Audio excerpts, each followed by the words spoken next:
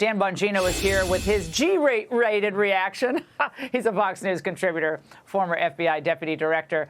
Dan, I just love this. The Democrats with their F-bombs and their tough tweets and they're trying to be manly. Right. And how revealing is this to you about their future?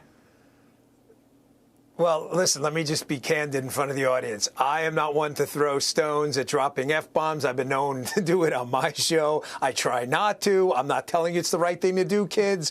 Eat your spinach. Don't drop F-bombs. However, it's not the Democrats' newfound love affair with foul language that bothers me. It doesn't. I grew up in Queens. I just grew up around that kind of language.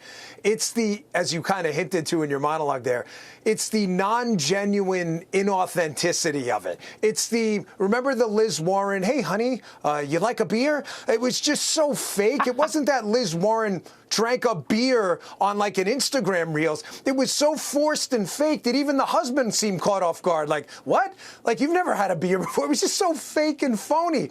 And what bothers me about it is it's clearly calculated because the Democrats have lost the middle class. There are only two groups of people who are Democrats now. Only two.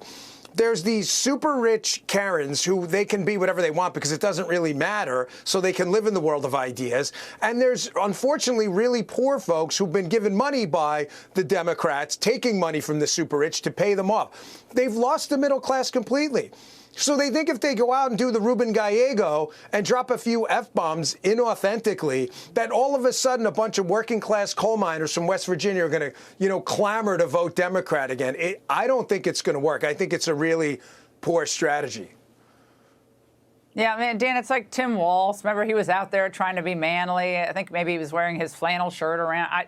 It's all cringe, as my kids would say, right? It all feels wrong. And Trump is...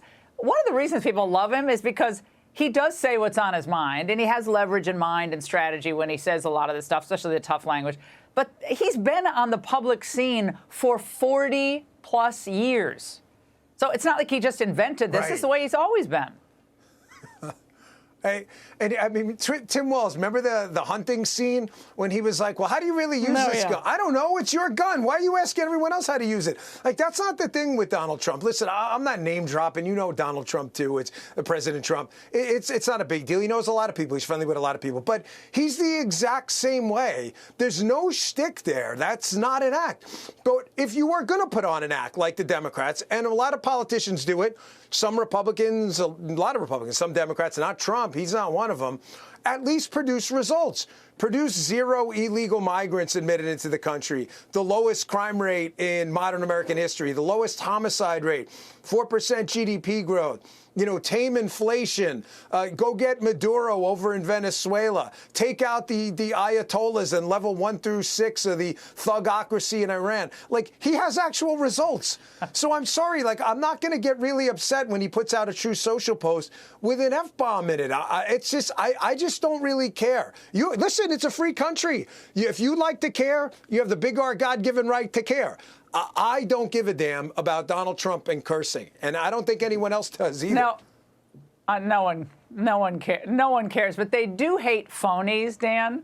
They can't stand phonies, and they smell them a mile away. That's why Kamala didn't work. That's why Hillary didn't work, because when she called people irredeemable, that's what she meant.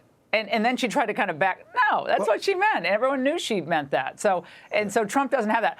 Dan, I do want to remind everybody that the Democrats, they emulate the radicals to the north, right? They love the Canadians. And there was a hilarious moment that I want to share with you from the leftists in Canada. Now, they're not cursing, but they are adding letters to the LGBTQIA alphabet. Watch this, Dan. They provided $0 to deal with the ongoing genocide of MMIW G2S LGBTQIA+. This is abhorrent. This is callous. Okay. Dan, did you hear of this before? MMIWGT. Okay. Have you heard of that? I did. So when missing, and when I just want to make a point of Indigenous when I saw this, it goes on. It sounds it's really horrible.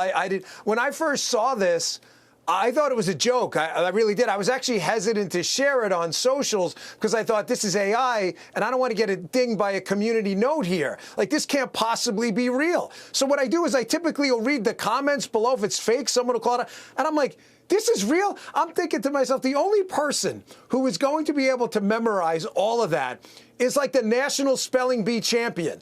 They'll be like, remember that thing that happened up in Canada? We can't really pronounce the word, but you're really smart with words and letters and stuff. Go for it. I'm not even sure they could get that. I am really getting lost about all these victim categories they're creating. And it's all an effort to silo people off, to make everybody a victim.